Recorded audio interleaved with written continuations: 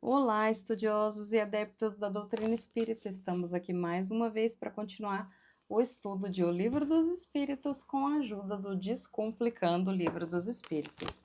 E hoje nós vamos dar sequência aqui no capítulo 8, né, na segunda parte. E hoje nós falaremos sobre dois subitens, que é Visitas Espíritas entre Pessoas Vivas, que vai da 413 a 418, e falaremos também sobre a transmissão oculta do pensamento, que vai da 419 até a 421.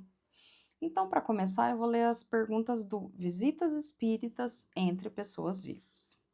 Primeira pergunta. Do princípio da emancipação da alma, parece decorrer que temos duas existências simultâneas: a do corpo, que nos permite a vida de relação ostensiva, e a da alma, que nos proporciona a vida de relação oculta. É assim? Podem duas pessoas que se conhecem visitar-se durante o sono? Que utilidade podem elas ter se as olvidamos? Pode o homem, pela sua vontade, provocar as visitas espíritas? Pode, por exemplo, dizer, quando está para dormir: quero essa noite encontrar-me em espírito com fulano, quero falar-lhe para dizer isto. Podem espíritos encarnados reunir-se em certo número e formar assembleias? Uma pessoa que julgasse morto de um de seus amigos sem que tal fosse a realidade, poderia encontrar-se com ele em espírito e verificar que continuava vivo? E dado o fato, poderia o despertar ter dele esta intuição? E aí nós partimos para o próximo item, que é a transmissão oculta do pensamento. E aí as perguntas são as seguintes: que é o que dá causa a que uma ideia, a de uma descoberta, por exemplo, surja em muitos pontos ao mesmo tempo? Podem os espíritos comunicar-se estando completamente despertos os corpos? Como se explica que duas pessoas perfeitamente acordadas tenham instantaneamente a mesma ideia?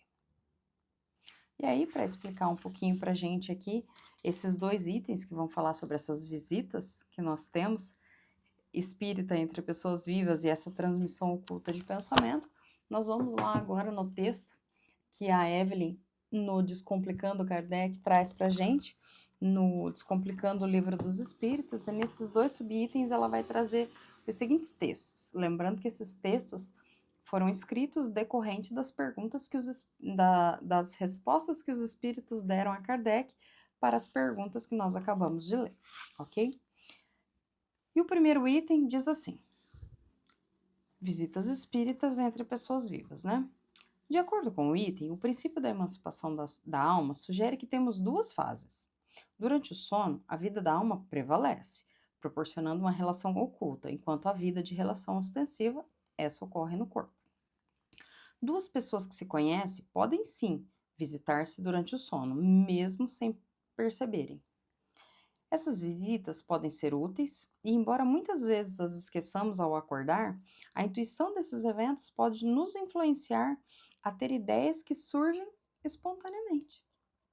Provocar visitas espíritas conscientemente não é simples, pois o espírito, uma vez desprendido da matéria, pode não estar disposto a atender aos desejos do indivíduo encarnado. Espíritos encarnados podem formar assembleias durante o sono, guiados por laços de amizade antigos ou recentes. No caso de alguém pensar que um amigo está morto, quando isso não é verdade, essa pessoa em espírito pode encontrar e conhecer o amigo.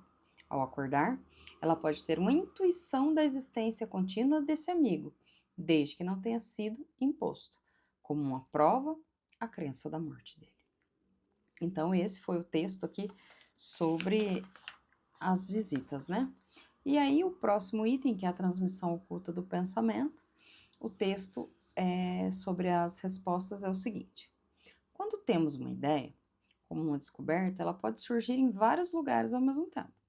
Durante o sono, os espíritos se comunicam e, ao acordar, o espírito se lembra do que aprendeu e o homem julga ser isso um evento de sua autoria. Assim é que muitos podem simultaneamente descobrir a mesma coisa, contribuindo para propagar a ideia. O nosso próprio espírito revela muitas vezes a outros espíritos, mesmo contra a nossa vontade, o que constituiria objeto de nossas preocupações no estado de vigília. Os espíritos podem se comunicar mesmo quando os corpos estão completamente despertos, pois o espírito ele irradia por todos os lados. Duas pessoas podem ter a mesma ideia instantaneamente porque seus espíritos estão em sintonia, comunicando-se e compreendendo seus pensamentos, mesmo estando acordados. Essa comunicação de pensamento entre os espíritos possibilita que duas pessoas se vejam e se compreendam sem a necessidade de sinais ostensivos de linguagem, usando o que poderíamos chamar de linguagem dos espíritos. Então, esse foi o nosso estudo de hoje e na próxima semana falaremos sobre letargia, catalepsia, mortes aparentes e sonambulismo, ok? Então, nos vemos na próxima semana. Até mais!